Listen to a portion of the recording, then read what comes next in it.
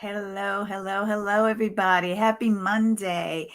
My Monday started off with seeing this gorgeous, gorgeous rainbow this morning, and it just made me happy to start the day with a rainbow. So if you love rainbows, just put a one in the chat or me in the chat. But the reason why I'm on today is because it's Martin Luther King Jr.'s birthday, or the celebration of his birthday. His birthday was actually, I believe, January 15th. And it was exactly 1 year ago today that I launched my book, The Intimacy of Race. And it was inspired by a forum that I hosted live right after George Floyd's murder, but also I share stories of my dad who was voluntold to guard Dr. Martin Luther King Jr. when he visited our hometown in Paterson, New Jersey.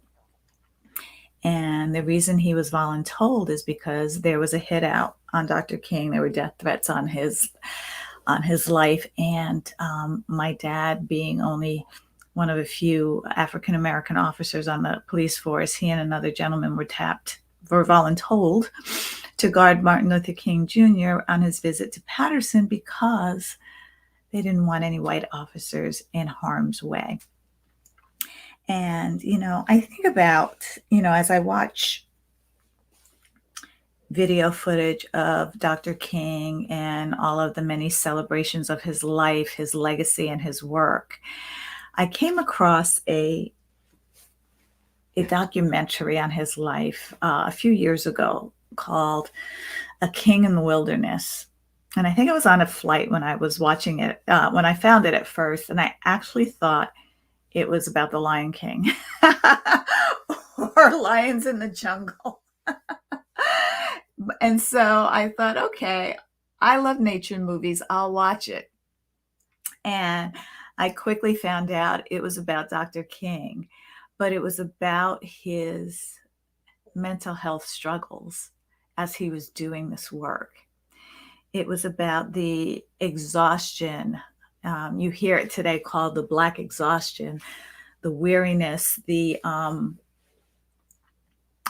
toll that it took on his mental, his emotional, and physical health to be the amazing civil rights leader that he was.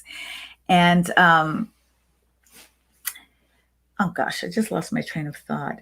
And that opened my eyes to a lot of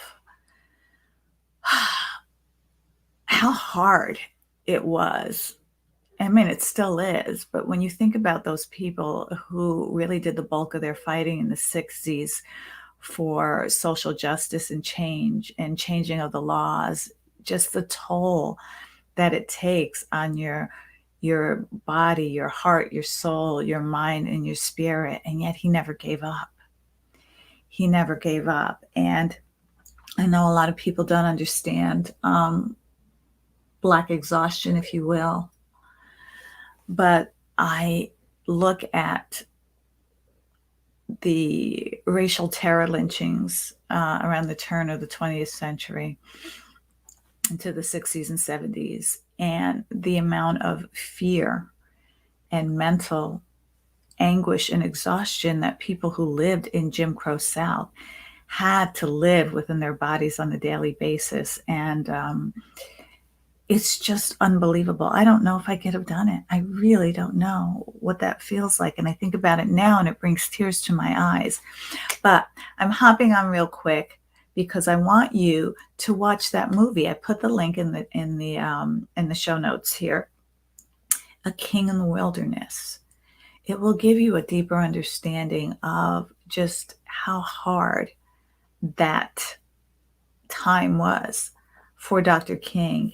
And his speech that he gave, I think it was the night before or a couple nights before his assassination.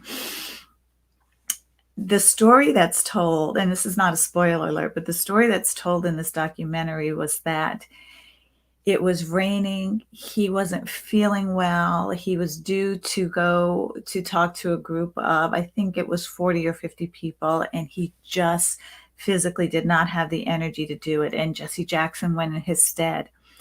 And the crowd didn't want to see Jesse Jackson. They wanted to see Martin Luther King. And so Reverend Jackson called Dr. King at his hotel room and asked him to come over.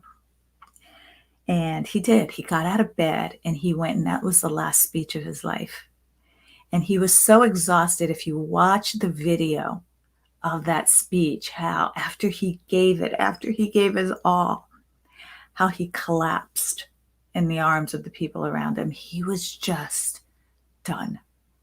And I see that and I watch that and I think, wow, he wasn't a perfect man, but he had this mission and he didn't give up. And it was just astonishing to me to hear that part of the story and see that. So watch that, A King in the Wilderness. And if you want, an autographed copy, I actually started reading my book again. It's pretty good. Of The Intimacy of Race, I am happy to mail you a copy of this book. Just hit me up in the DMs, message me and I'll get your, I'll send you a link to put your name and address in, and I will autograph and send a copy to you in honor of Dr. Martin Luther King Jr.'s birthday, because it does take a village to create the change in the system that is still tirelessly working to silence our voices and keep the mantle of white supremacy flying high, is what I'm saying. So thank you for your time. Thank you for listening. I'm going to go on with my day. And if you're just joining live, please watch from the beginning. Okay. I'm going to end this now. Watch from the beginning, because I really share some things about Dr. King that I think will give you a deeper honoring and respect, as if you don't have a high enough one already. I mean, my God, what that man did is amazing, but just the mental, emotional, and physical toll that this work took on him. So have a great day, everybody. And like and comment and share if you find this valuable. Thanks a bunch. Bye.